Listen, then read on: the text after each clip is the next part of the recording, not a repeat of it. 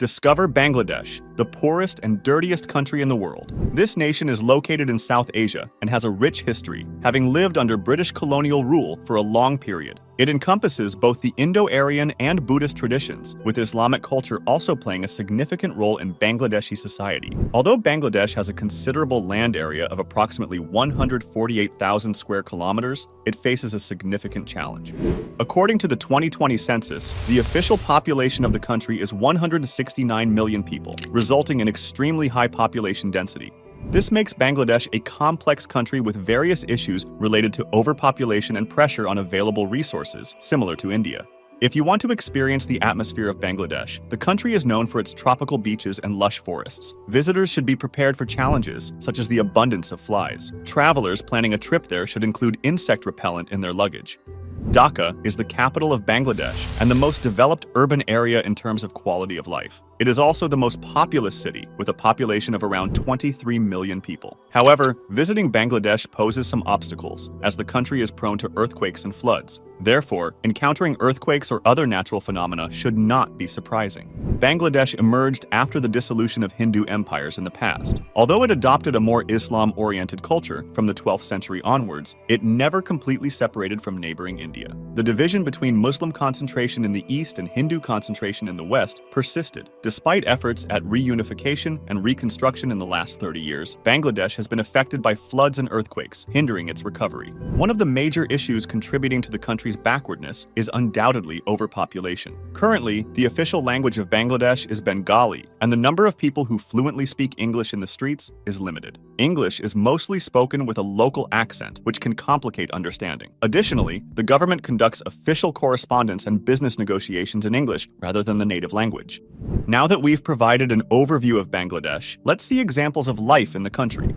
Firstly, it's essential to note that Bangladesh is one of the economically poorest nations globally. Most people earn less than $1 per day, and many perform their work in a rudimentary manner. The minimum wage in the country is around $95, making the average income extremely low. This makes Bangladesh one of the cheapest places for labor worldwide. Understandably, large corporations and international companies are attracted to this opportunity. Many well-known brands have production facilities in the country, sending the manufactured products to their stores worldwide and selling them at significantly lower prices than those produced by American workers.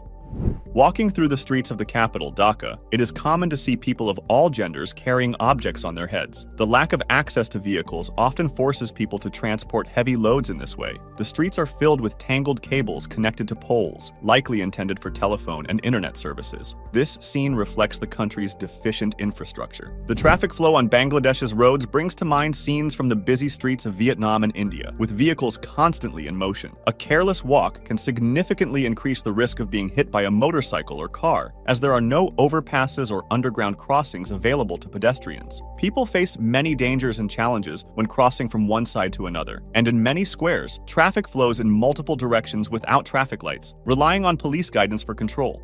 If you value tranquility and cannot tolerate constant noise, Bangladesh can be extremely unsettling. Life there is drastically different from common everyday life. Even driving on a relatively quiet road can be bothersome due to incessant honking, causing stress. Public transportation in rural areas often consists of old buses, about 20 or 30 years old, with uncomfortable seats, always overcrowded. Urban transportation includes bicycles acting as taxis, but unfortunately, these bicycles operate solely on human effort and do not have motors. Many cyclists are thin men who often carry additional passengers, making it exhausting and uncomfortable. It is estimated that there are about 30 million such bicycles in the country, and many people make a living as cycle taxis. As a result, disputes between cyclists and heated arguments between street vendors are very common. The almost constant overcrowding, chaos in corners, and demanding lifestyle make people easily irritated. Exploring the cities and markets of Bangladesh, you may notice many street vendors on almost every corner. While the sale of food products is common, a cause for concern is that these stalls often appear to lack proper hygiene. The education system in this country is virtually non-existent, with only 3 out of 10 people being literate. This low level of education contributes to an extremely limited general cultural level. Cities suffer from high levels of pollution, and the presence of garbage is widespread throughout the country. The problem is exacerbated by the common practice of people spitting on the streets, making it challenging to have confidence in the hygiene of food and beverages. Another aspect that can disturb your peace while traveling in Bangladesh is the excessive attention people direct towards you while on the road, regardless of your gender. You may feel constantly and invasively observed, not limited to a sexual context, but conveying the message that people are thinking about how to benefit from you, either economically or in other ways. Even supposedly trustworthy tour guides may try to take advantage of your lack of familiarity with the Bangladeshi market. For example, in restaurants, there is no traditional menu, and most kitchens are open, allowing you to see and choose the food being prepared. When inquiring about the price of a meal, you are often charged a considerably inflated price. Such practices are common, so it is essential to act cautiously in your interactions and transactions. If identified as a tourist, be prepared to be charged at least 3 or 4 times more for anything once you are recognized as such. If you travel to Bangladesh for a short period, the country offers a variety of temples and museums with architecture inherited from past empires and the nation's founders. It's important to note that the entrance fees to these museums are often different for tourists, meaning they end up paying more than locals. In Bangladesh, you can take boat trips similar to those in Venice, where locals take tourists on rivers in their own boats and generate income this way. It's noteworthy that in a country where prostitution is tolerated, the consumption of alcohol is prohibited by social norms. Although not expensive, alcohol is limited in availability due to social issues, making it practically invisible. One positive aspect is the cost of living in Bangladesh, which is economically advantageous. The health and hygiene quality is debatable, but charmingly, when locals see a foreigner, they often gather around, greet you warmly, and ask you to take pictures. In Bangladesh, you feel truly special and appreciated. It's worth mentioning that Bangladesh consistently ranks among the world's top 5 fastest-growing countries. In recent years, economic experts believe the country is not on a path of gradual decline, but rapid enrichment, leveraging its large population. Many well-educated people in Bangladesh share this optimism and express positive opinions about the country when meeting tourists.